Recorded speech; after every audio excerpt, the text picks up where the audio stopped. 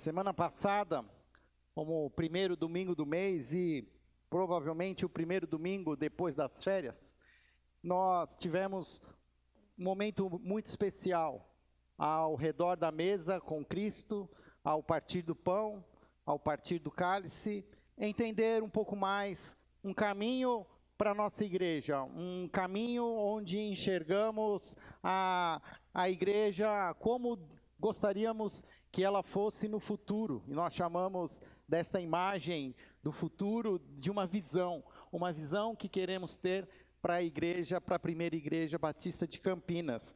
Nós editamos um informativo no papel semana passada. Se você não teve oportunidade de pegá-lo, pegue ainda essa semana. Existe aqui um editorial onde eu transcrevo um pouco desta visão, daquilo que tenho entendido que será esse retrato que eu gostaria de alcançar no futuro.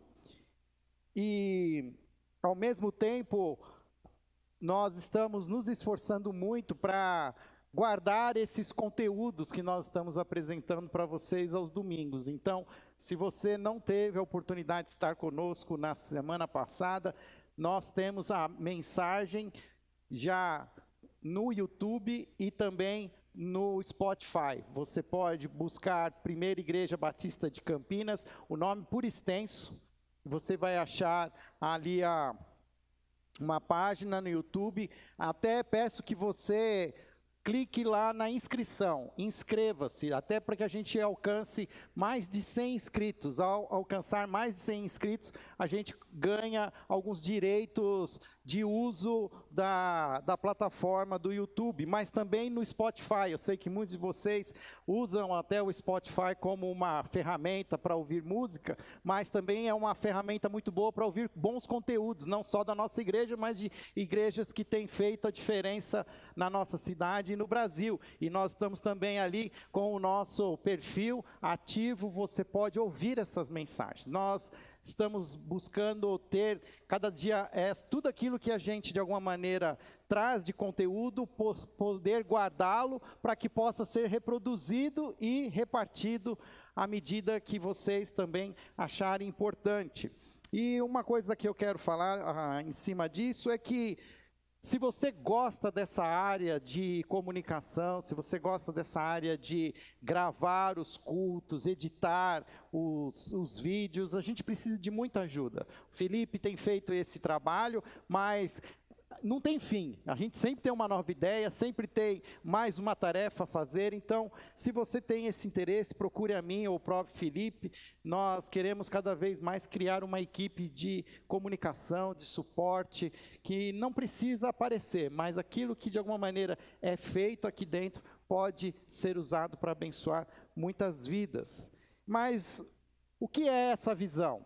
Fiz um quadro, um painel novo, não fui eu que fiz, mas conheci uma menina muito talentosa aqui na nossa cidade e conversando com ela, ela se dispôs a escrever a nossa visão.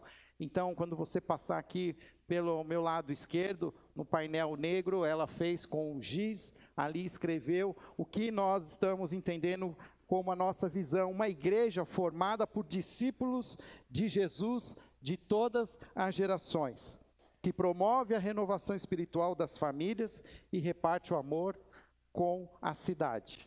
Lembrando dos nossos pilares, nova geração, família e cidade, essa visão, ela engloba uma outra palavra que para mim ela será crucial nos próximos anos: discipulado. Tenho cada vez mais mergulhado nos textos, nos evangelhos, e tenho entendido cada vez mais a ordem dada por Jesus para que os seus discípulos fizessem outros discípulos, que fizessem outros discípulos, que fizessem outros discípulos, e esse movimento ele chega até nós.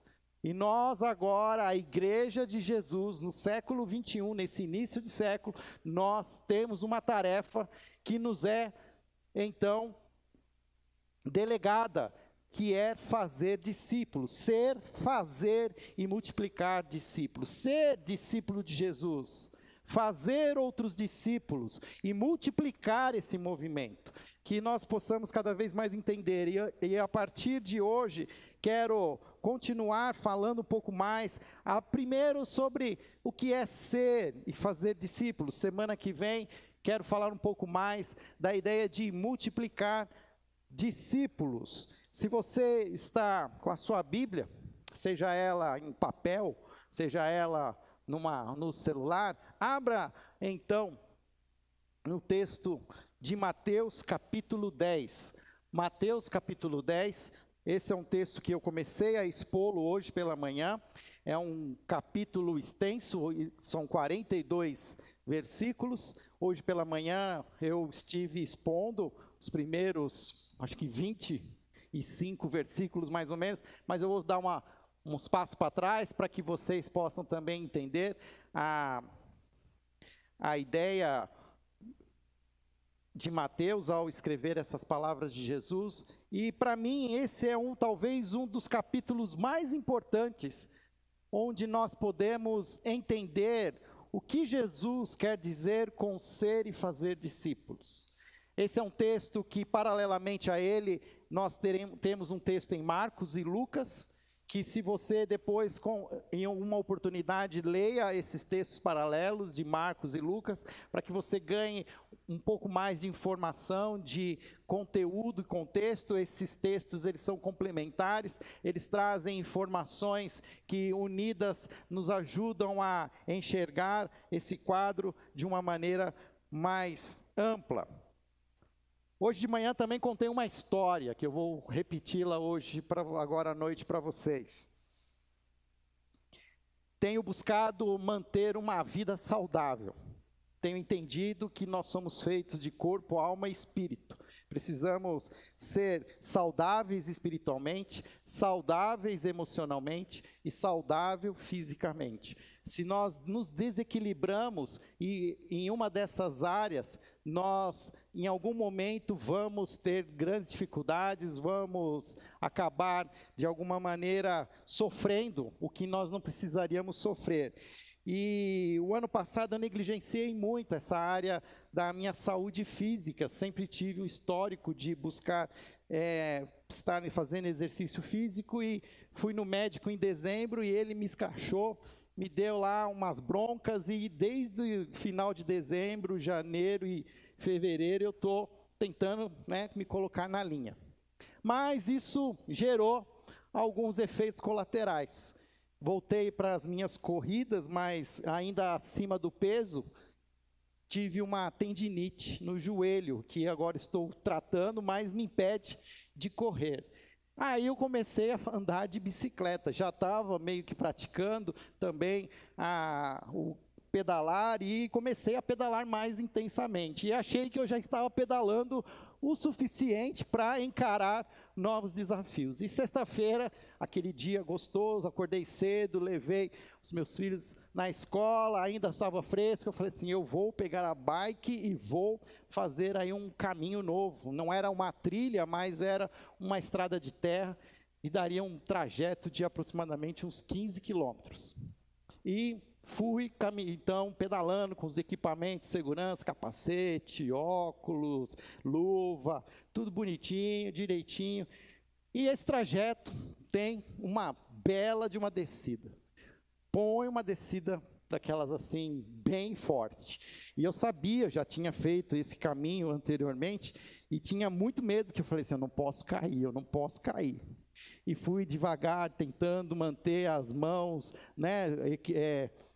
no freio, ao mesmo tempo fazendo o contrapeso com o corpo, mas faltando uns 20 metros para terminar a descida.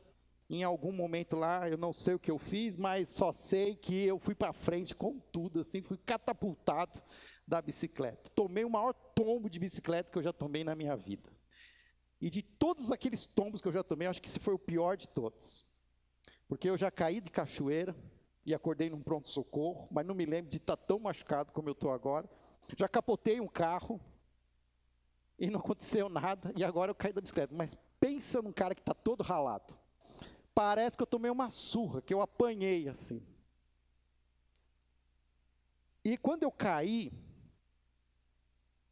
eu estava sozinho, eu estava no meio do caminho, eu sabia que eu ainda tinha pelo menos metade do caminho ainda pela frente, e agora eu estava ali no chão, estatelado, e a primeira coisa que eu olhei, eu estava inteiro assim, não estava faltando nenhum pedaço, me ralei aqui o rosto, tal, e eu falei assim, eu preciso tomar uma decisão ainda quando a adrenalina ainda está a 1000, porque daqui a pouco pode ser que eu não consiga nem sair mais do lugar. E eu falei, o que eu faço? Eu vou para frente?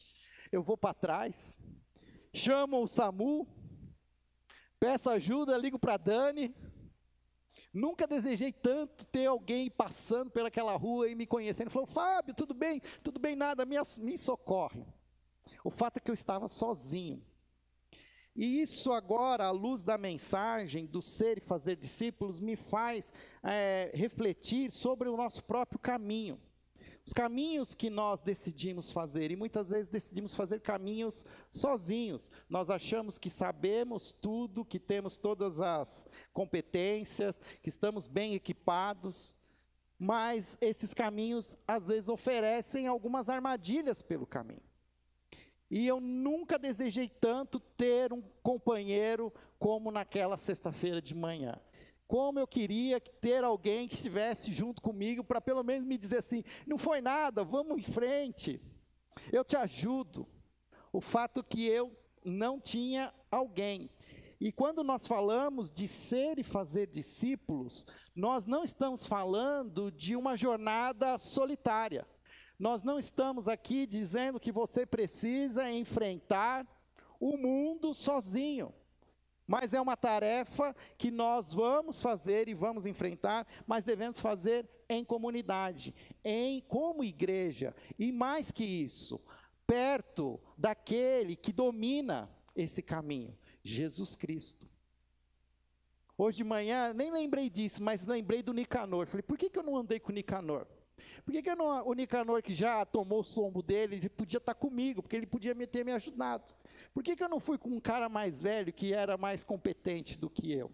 E nós precisamos aprender que se nós queremos ser discípulos de Jesus, nós precisamos nos aproximar de Jesus. Quando um rabino, no Antigo Testamento, chamava um pequeno aprendiz para caminhar com ele, ele fazia uma pergunta a esse aprendiz. Deixa eu ver se eu tenho aqui. Não, eu não pus. Mas ele dizia o seguinte a esse aprendiz: você quer ser igual a mim? Você quer aprender aquilo que eu aprendi? Você quer fazer as coisas da maneira como eu sei fazer? Você quer ser alguém parecido comigo? Existe um termo hebraico para discípulo, conhecido aí, até agora nos nossos dias, porque um pastor editou um livro com esse título chamado Talmidim. Talmidim é o nome hebraico de um discípulo, aquele aprendiz que ficava muito perto do rabino. Existia até um ditado judaico que dizia assim: se você quer ser como o seu rabino, fique muito perto dele, a ponto de a poeira dos pés dele ser a poeira dos seus pés. E nós precisamos aprender a ter esse comportamento com Jesus. Parece que nós temos um comportamento contrário, a gente vai se desviando, fazendo, aí a gente toma os tombos, aí a gente volta para perto de Jesus. E a proposta de Jesus é uma caminhada com Ele, aprendendo o ritmo, aprendendo a velocidade, aprendendo a técnica, mas sempre muito perto de Jesus. Em Mateus capítulo 10, nós vamos ver exatamente esse mestre chamando homens para ficar muito perto dele. Se você abriu a sua Bíblia em Mateus capítulo 10, nós vamos ver Jesus chamando seus 12 discípulos e deu-lhes autoridade para expulsar espíritos imundos, curar todas as doenças e enfermidades. Na verdade, Jesus já havia feito essa mesma convocação no início. Nós vemos ali quando Jesus chama Pedro e o seu irmão, nós vemos Jesus já chamando esses homens para um discipulado. Sigam-me e eu os farei pescadores de homens. A proposta de Jesus para esses homens sempre foi de um caminhar em intimidade, num caminhar muito perto. E é interessante como Jesus escolhe esses homens, e o texto aqui vai nos descrever que de todos os discípulos, o contexto deixa isso entendido, que não eram somente esses 12, mas estes 12 foi dado a ele uma comissão, foi dado a eles uma missão, a ponto deles se destacar pelo nome que acabou sendo conhecido como apóstolos.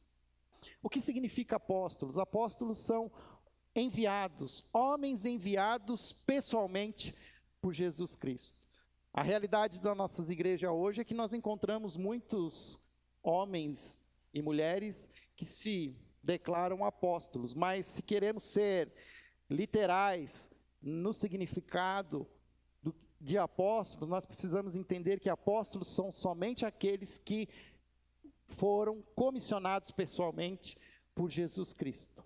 A ponto do próprio apóstolo Paulo, que foi comissionado por Jesus, ele teve uma visão de Jesus no caminho, enquanto ele perseguia os discípulos de Jesus, ele se diz que dos apóstolos ele é o menor.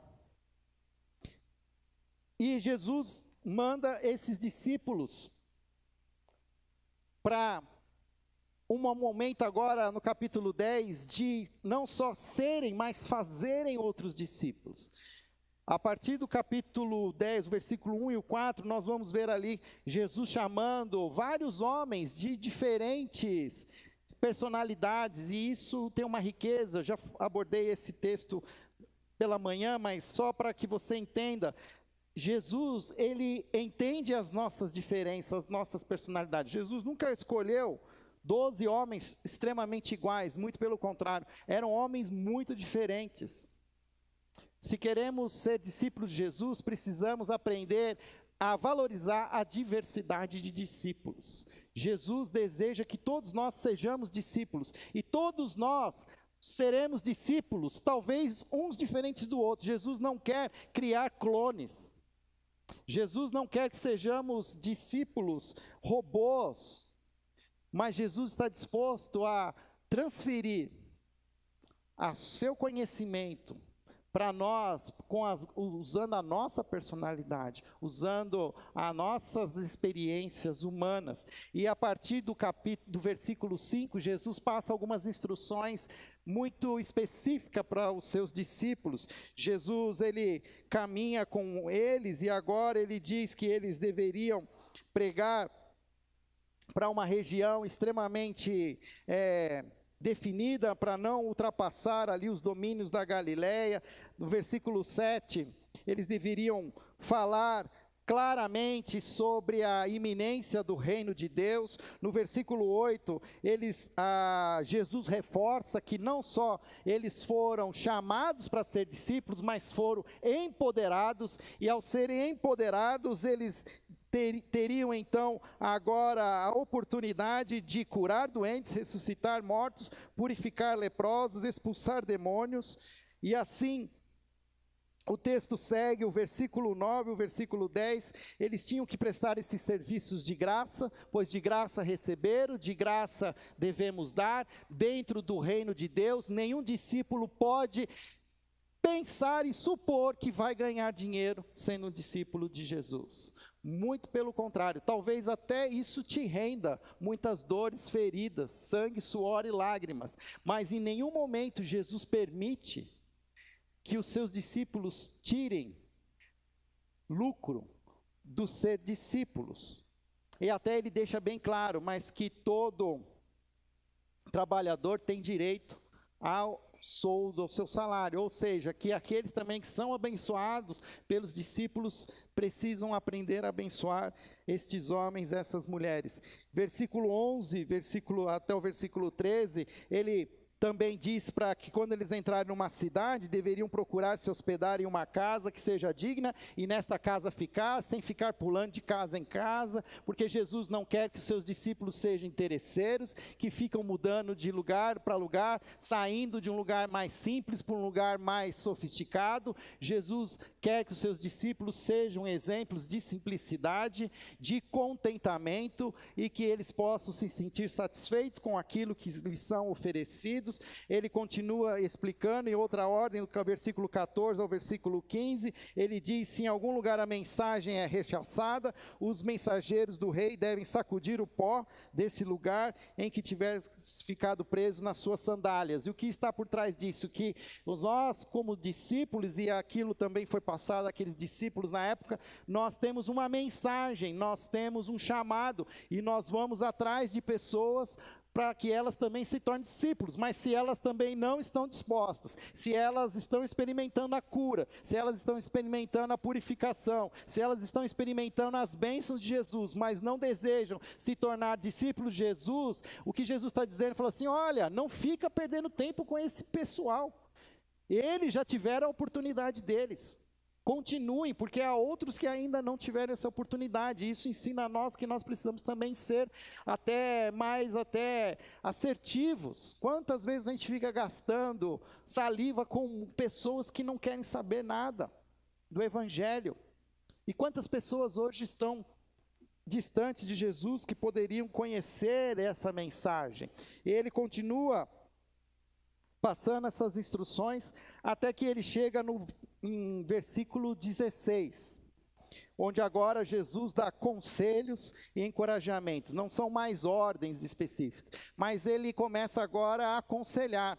Ele começa agora a dizer algumas coisas que podem acontecer e que eles precisam estar atentos. Interessante que os comentaristas desse texto, eles dizem que provavelmente Mateus, ele aproveita esse primeiro discurso de Jesus, de chamar os discípulos e os enviá-lo, dando a eles essa missão, e acrescenta outras palavras que Jesus havia dado a esses discípulos ao longo do caminho. Assim como é em Mateus capítulo 5, quando Mateus também registra o discurso de Jesus no monte e com as bem-aventuranças, é sabido que provavelmente Jesus não falou tudo aquilo num só discurso, mas que Mateus aproveitou aquele momento e incluiu alguns discursos públicos que Jesus havia feito à multidão. E da mesma maneira agora a gente vê que Mateus aproveita que ele já começou a falar sobre essa missão, essa palavra específica agora aos discípulos, e ele agrega essas outras falas de Jesus. Provavelmente, esse versículo 16 em diante, nós vamos ter essa inclusão. E ali eu quero ler com vocês o versículo 16 ao versículo 18, diz assim: eu os estou enviando como ovelhas entre lobos. Portanto, sejam astutos como a serpente, sem malícia como as pombas. Tenham cuidado, pois os homens os entregarão aos tribunais e os açoitarão nas sinagogas deles. Por minha causa vocês serão levados à presença de governadores e reis como testemunha a eles e aos gentios. Eu troquei aqui na minha apresentação a versão, eu trouxe uma versão que para mim ela é mais clara, quando Jesus ele diz: eu os envio para um ambiente de morte, vocês serão como ovelhas num ambiente cheio de lobos, esses lobos estarão dispostos a devorá-los. Por isso, todo discípulo não pode ser ingênuo em achar que vai viver um ambiente romântico, um ambiente sem dificuldades, mas muito pelo contrário, ele diz: portanto, sejam espertos como a serpente e simples como a pomba. Jesus até faz uma combinação entre um atributo, uma característica da serpente e uma característica da pomba. Jesus não quer que nós sejamos como serpentes, e nem que nós sejamos como pombas, mas que nós possamos de alguma maneira unificar e saber que em alguns momentos precisamos ser mais espertos. em alguns momentos, precisamos baixar a bola e sermos mais simples. E então Jesus, ele pede essa dinâmica, esse movimento dos seus discípulos. Ao mesmo tempo, Jesus agora oferece aos seus seguidores pelo menos 3 classes de provações. Por 3 classes de provações, um discípulo de Jesus deverá passar por pelo menos uma delas, ou até mesmo 3. E ele começa dizendo que uma dessas provações será provavelmente ser perseguido por um Estado, um Estado que não permite que o cristianismo avance.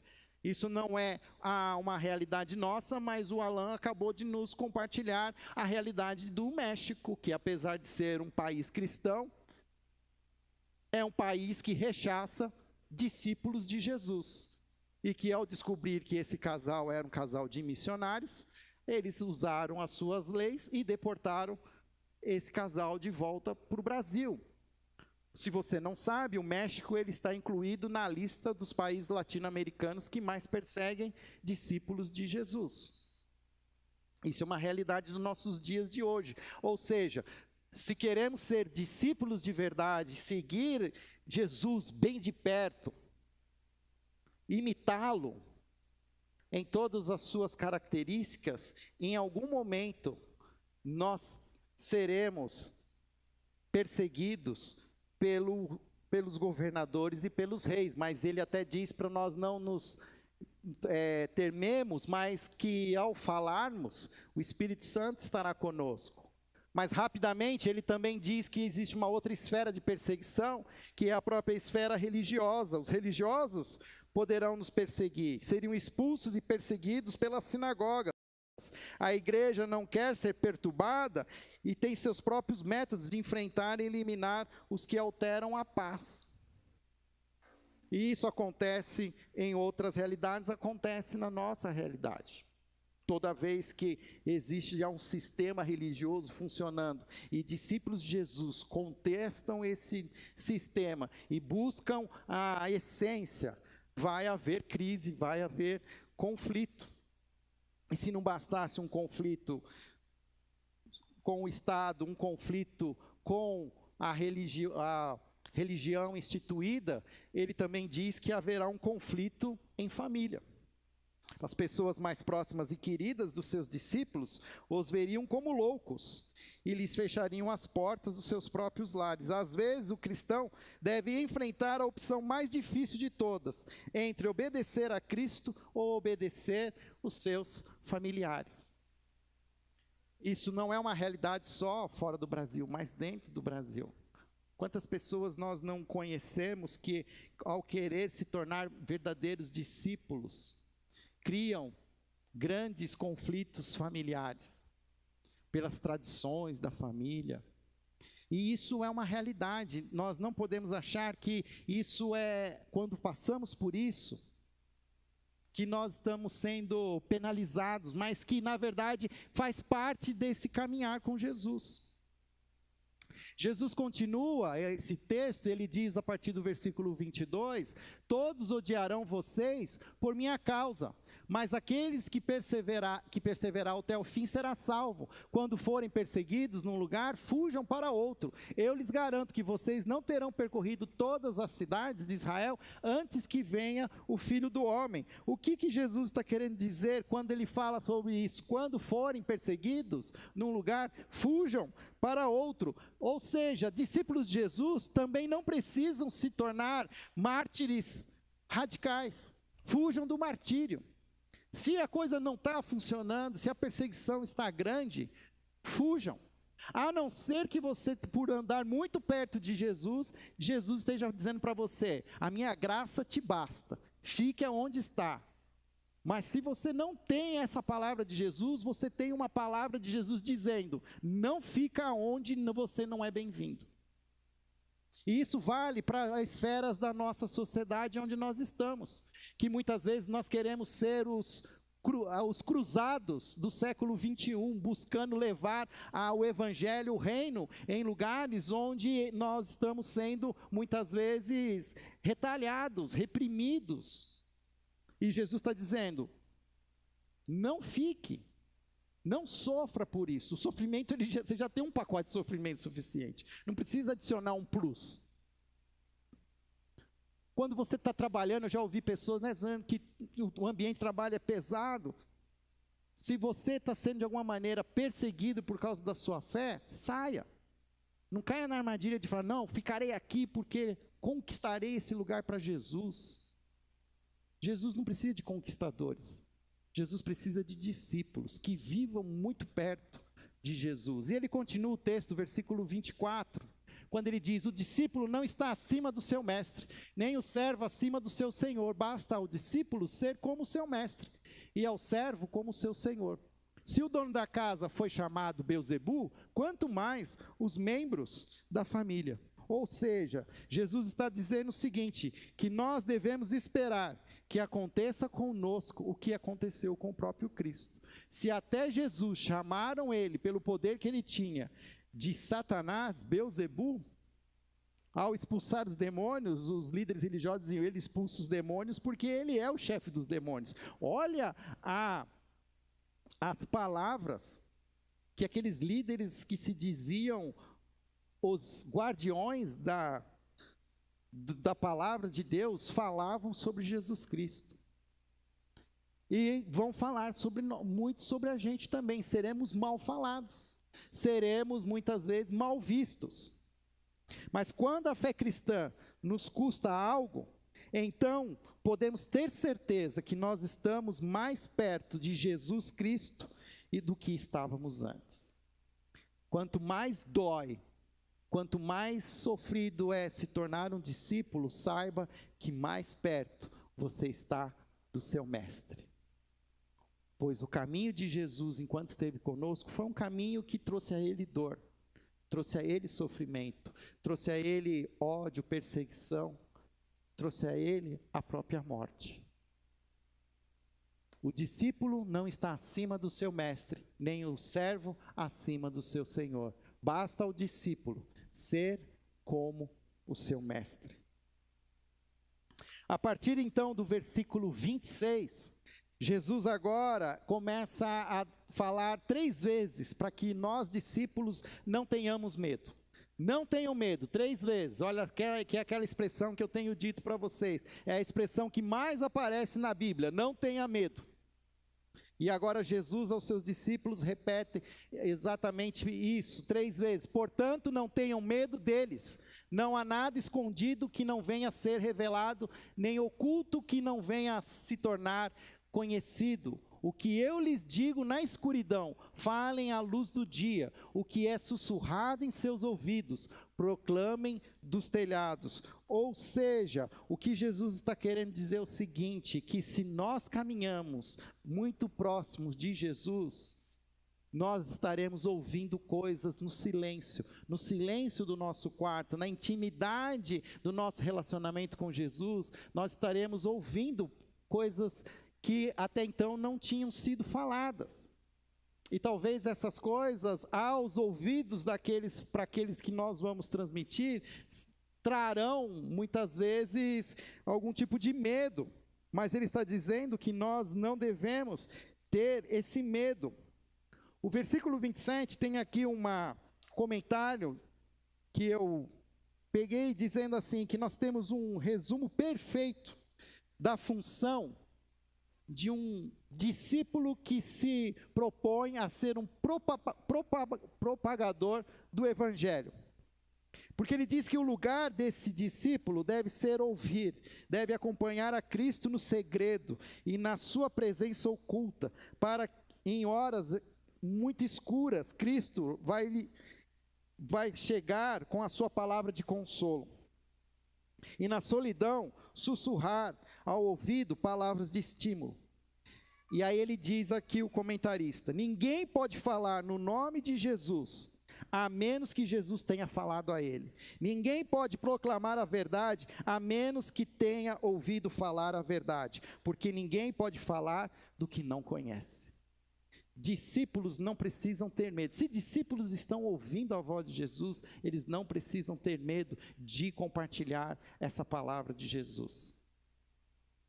Mas nenhum discípulo pode falar algo em público que ele não tenha ouvido na intimidade da sua comunhão com Jesus Cristo.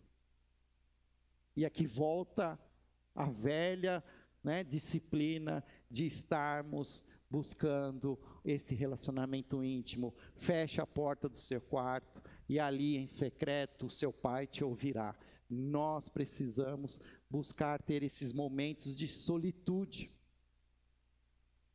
A vida em público, ela depende dos nossos momentos de solitude. Não se aventure publicamente sem antes estar na intimidade com Jesus. E Jesus continua, então, a falar sobre não ter medo, e a partir do versículo, então, 28, Jesus diz assim: não tenham medo dos que matam o corpo, mas não podem matar a alma. Antes, tenham medo daquele que pode destruir tanta alma como o corpo no inferno. Não se vendem 2 pardais por uma moedinha? Contudo, nenhum deles cai no chão sem o consentimento do Pai de vocês. Até os cabelos da cabeça de vocês estão todos contados. Portanto, de novo, ao terceiro, não tenham medo. Vocês valem mais do que muitos pardais. Então, Jesus está dizendo o seguinte agora: nós não podemos ter medo primeiro, de compartilhar aquilo que nós ouvimos na intimidade com Ele, mas também nós não podemos ter medo daqueles que, de alguma maneira, matam os discípulos de Jesus, porque Ele diz o seguinte: é melhor você temer aquele que não só mata o corpo, mas mata a alma. E estes homens maus, eles só podem matar o seu corpo. E a gente tem visto isso acontecer. E isso está cada vez mais perto de nós. Ao mesmo tempo, ele fala sobre um outro medo, de que, de alguma maneira, Deus perca o controle, de que, de alguma maneira, nós vamos ficar descobertos nesse mundo mau, nesse mundo de lobos. E aí Jesus está dizendo: não tenham medo. Vocês não acham que vocês são muito mais preciosos e valiosos do que pardais? Até uma expressão diferente nos textos paralelos que falam até de 5 pardais, porque quando você comprava 4, o costume era você ganhar mais um de graça, que era aquela coisa assim, 5 por 4, que é assim, os pardaizinhos não valem nada, então leva mais um para acabar logo. E o que Jesus está falando, nenhum discípulo é um pardalzinho, muito pelo contrário. E se um pardalzinho não cai no chão, sem que Deus assim deseja, nós podemos ter certeza que aqueles que caminham perto com Jesus estarão cobertos pela soberania, pela graça e pelo cuidado do Mestre. Não tenham medo, vocês valem muito mais do que muitos pardais. Até o cabelo da cabeça de vocês estão todos contados. Jesus conhece os seus discípulos, Jesus conhece-os pelo nome. Jesus, quando nos chama, Ele nos chama para uma intimidade e Ele vai se comprometer conosco. Nós não podemos esquecer disso. Versículo 32 e 33, ele diz: quem, pois, me confessar diante dos homens, eu também o confessarei diante do meu Pai que está nos céus. Mas aquele que me negar diante dos homens, eu também negarei diante do meu Pai que está nos céus. E eu lembro desse texto, eu lembro que quando criança, o meu pai inventava da gente ir a pé para a igreja. A gente não morava tão longe, mas dava uns 2 quilômetros, e ele queria que a gente fosse. E naquela época não tinha celular assim para colocar a Bíblia dentro, a gente tinha que andar com a Bíblia, e eu morria de vergonha de andar na rua com a Bíblia na mão, indo para a igreja.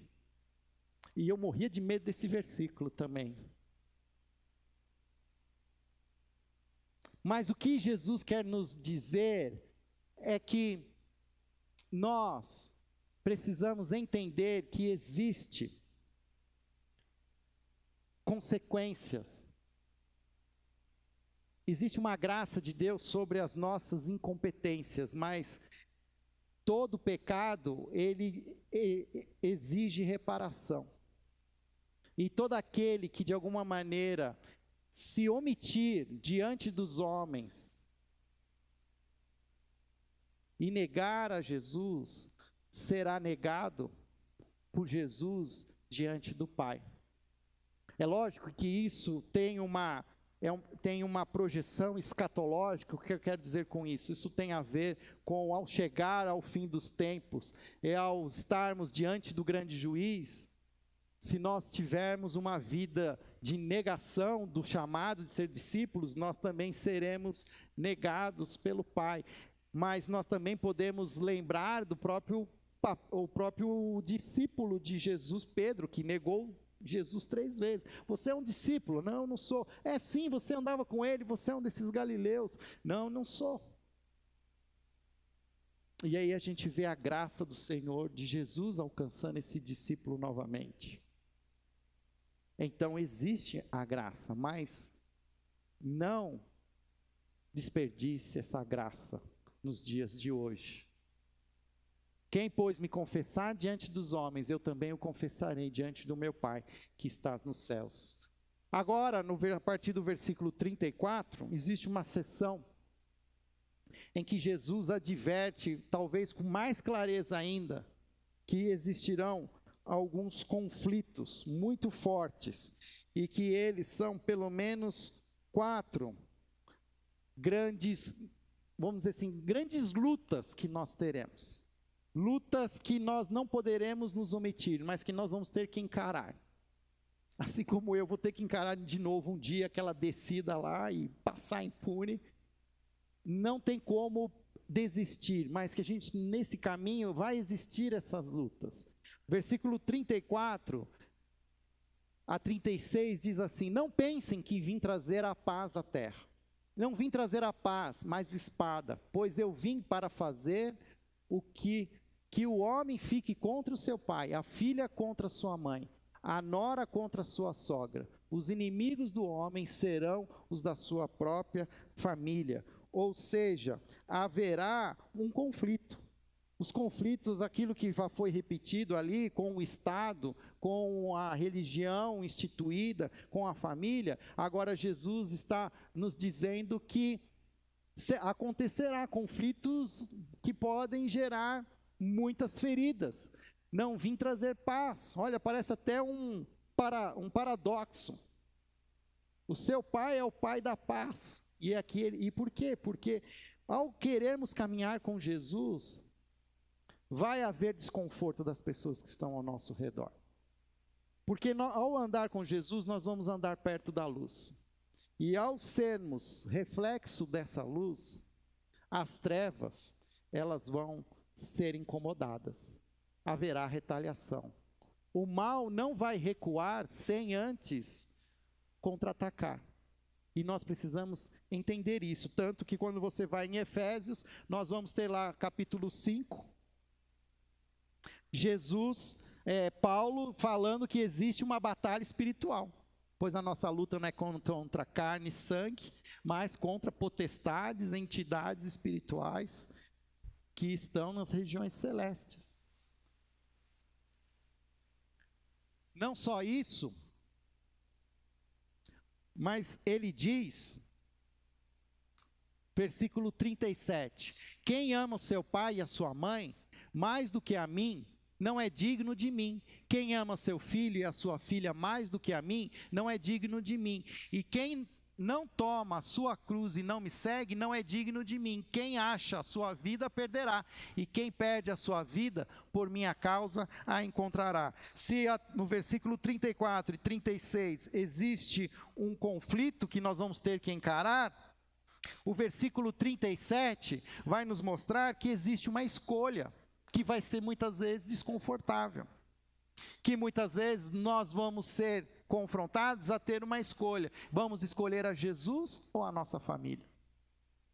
Vamos escolher,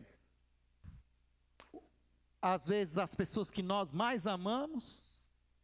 Ou vamos escolher o que Jesus deseja que nós façamos. E percebe que nós não podemos excluir isso da agenda do discípulo. Essas escolhas, elas estarão muitas vezes nos trazendo desconforto. Por mais dolorosa que essas divisões sejam, um discípulo não deve permitir que seus afetos naturais enfraqueçam de alguma maneira a sua união com Jesus. Chegará um momento em que ele poderá ser forçado a fazer uma escolha. E no versículo 38, Jesus nos oferece um outro conflito, a cruz.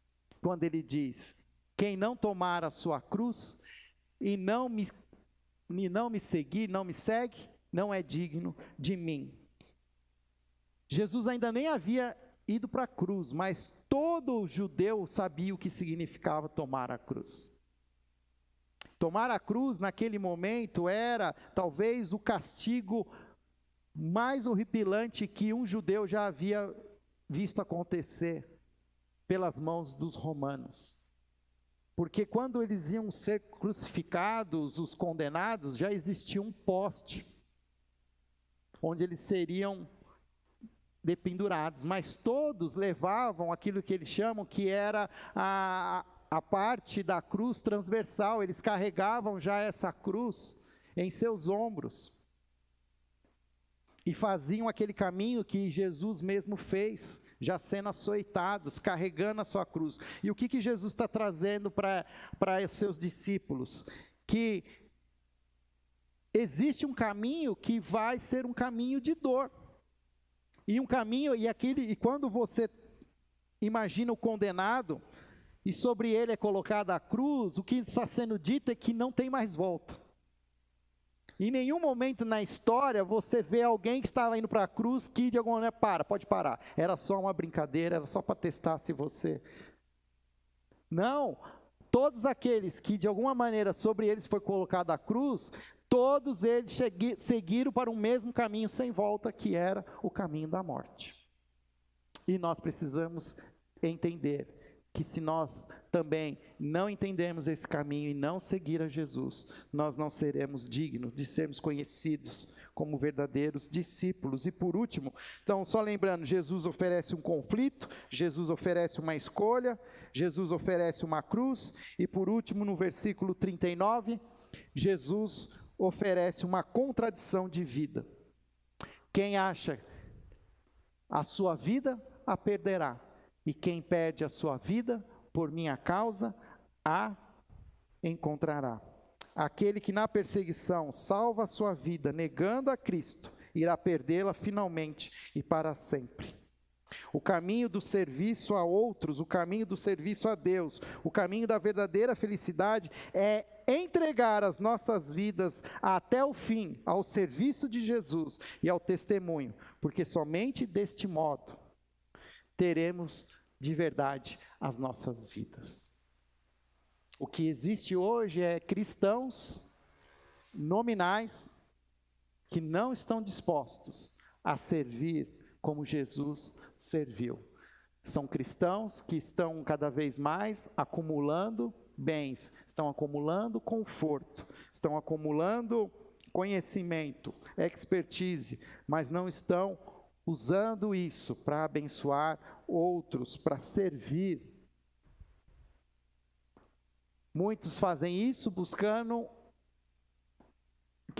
ganhar a vida, mas o que Jesus diz é que estão, de fato, perdendo a sua vida. E por último, os 3 últimos versículos, nós vamos ver Jesus oferecendo uma recompensa aos seus discípulos. Aqui é uma parte em que Jesus já falou tanto sobre sofrer, e ele diz assim, mas eu também tenho que dizer a vocês, existem recompensas. E ele diz assim, quem recebe vocês, recebe a mim.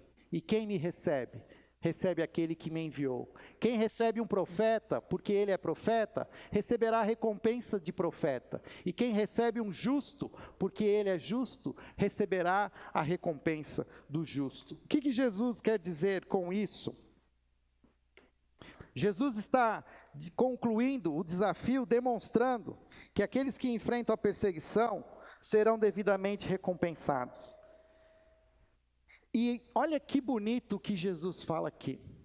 Que alguns discípulos, eles serão chamados para serem profetas, serão chamados para se colocarem em público, para se colocarem à frente, mas que eles não são mais importantes do que aqueles que estão nos bastidores, e que tanto aquele que se coloca à frente como aquele que está nos bastidores são igualmente abençoados. Ele diz: quem recebe um profeta, porque ele é profeta, receberá a recompensa do profeta. Ou seja, não só aquele que se coloca à frente é recompensado, porque ele publicamente confessa Jesus e até mesmo confronta, mas aquele que hospeda o profeta na intimidade e o ajuda e o abençoa, é tão abençoado quanto o profeta. E é tão bonito ver isso, porque Jesus, ele conhece o nosso chamado.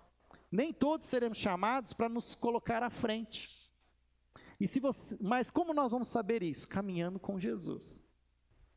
E ao caminharmos com Jesus, se nós não fomos chamados para nos colocarmos à frente, sejamos então o apoio de quem está à frente. Sejamos aqueles que trazem refrigério, aqueles que confortam os que estão na frente, na linha de batalha. E ele diz: se alguém der, mesmo que seja apenas um copo de água fria a um destes pequeninos, porque ele é meu discípulo, eu lhes asseguro que não perderá a sua recompensa. A grande beleza dessa passagem é que o esforço de atenção nas coisas mais simples e humildes é evidenciada por Jesus.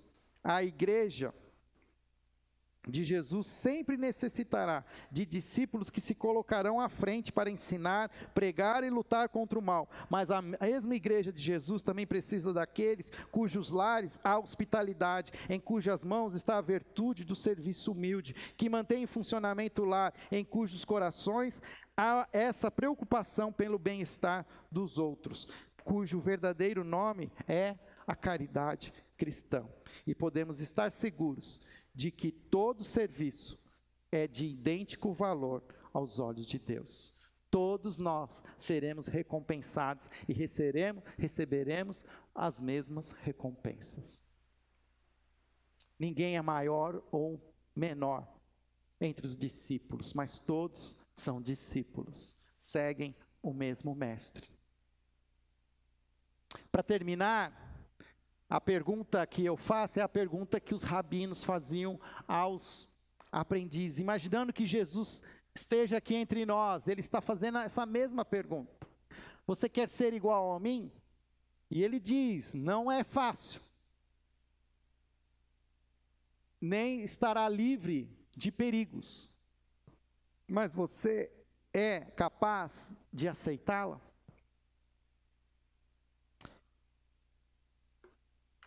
Existe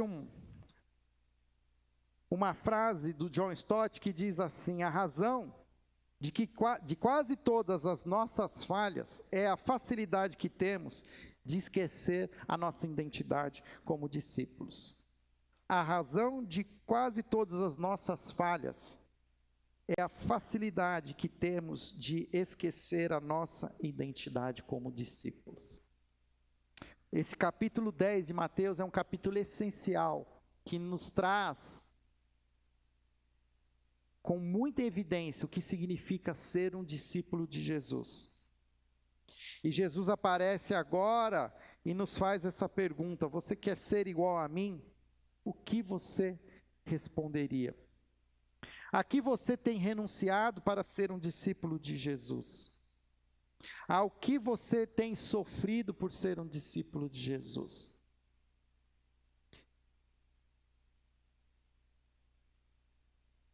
Que nós possamos entender que, como igreja no século 21, nós só temos um chamado: ser discípulos. Jesus não precisa de mais cristãos, de mais evangélicos. Jesus precisa de discípulos. A igreja precisa de discípulos. E eu quero cada domingo aprofundar mais nesse tema. para que nós possamos entender que só existe uma régua, só existe um caminho, só existe um perfil. É o perfil do discípulo. Não importa se você é um zelote como Simão, um ultranacionalista de direita. Não importa se você é como o próprio Mateus, um publicano, que era conhecido como aquele que se vendeu aos imperialistas romanos. Mas tanto o zelote como o publicano, eles escolheram a melhor parte. Eles escolheram Jesus. Que nós possamos entender que existe esse caminho para trilhar. Um caminho que vai nos dar alguns tombos, sim. Vamos cair. Mas não é, de novo, um caminho que nós vamos fazer sozinhos. Sozinhos, talvez a gente pode ir mais longe. Mais rápido, perdão. Mas é uma jornada que não é uma jornada de dias, não é uma jornada de horas, é uma jornada para a vida toda. Então ela será melhor feita se formos juntos, pois um ajuda o outro.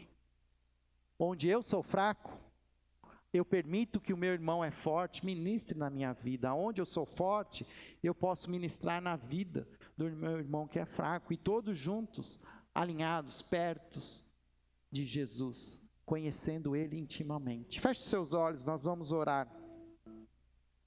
Pai, nós queremos cada vez mais entender esse chamado de sermos verdadeiros discípulos de Jesus.